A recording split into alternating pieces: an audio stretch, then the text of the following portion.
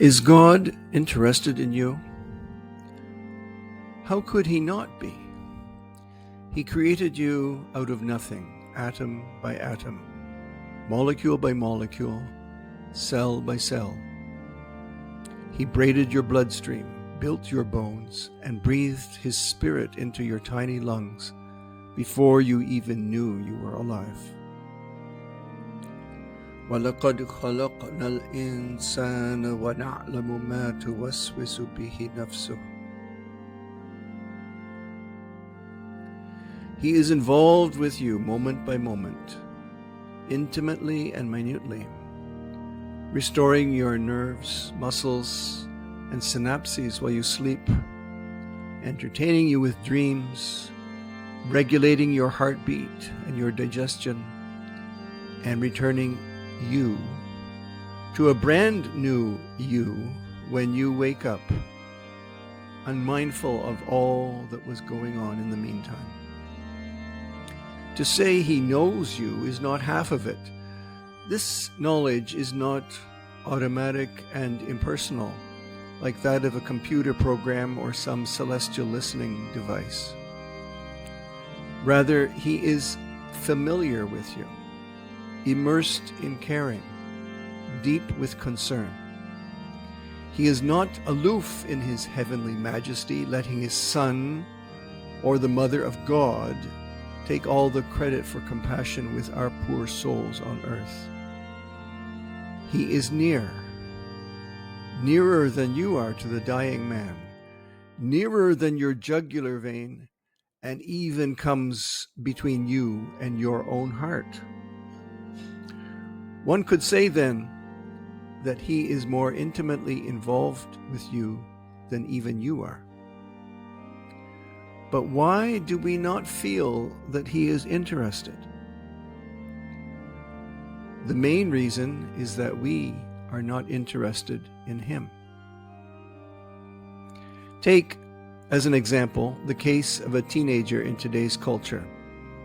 He attends school, participates in sports, goes out with friends to night spots, dates girls, comes home late, raids the refrigerator when he is hungry, spends countless hours on his computer and mobile phone, and almost never sees or speaks to his parents.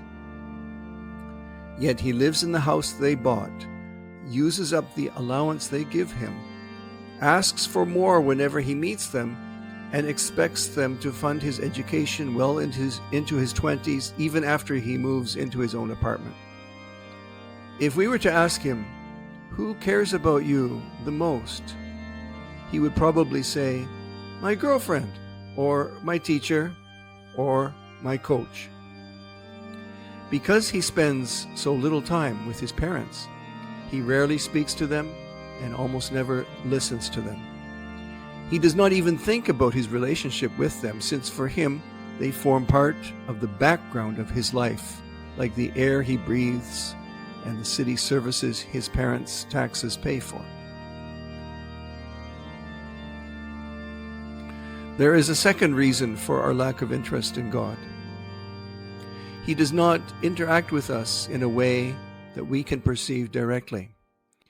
Everything he does with us hides behind his messengers, which include the beating of our heart, the sensory signals transmitted through our nerves, and the many people he is constantly sending into our lives.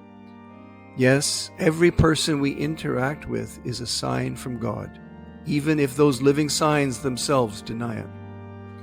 Each individual in our life represents some aspect of divinity that we do not see within ourselves, and thus must appear in the faces, words, and actions of our fellow human beings.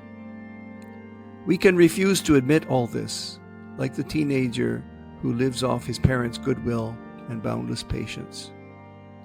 But as Muslims, standing before our Lord 5 times a day, do we realize that we almost never look at him with the eye of our heart and see before us someone dearer and nearer to us than our own parents? Few of us do. But if we can approach him with our next prayer in a spirit of shame, gratitude, and love, perhaps we can begin to realize how interested He truly is in us, more than we will ever be in Him.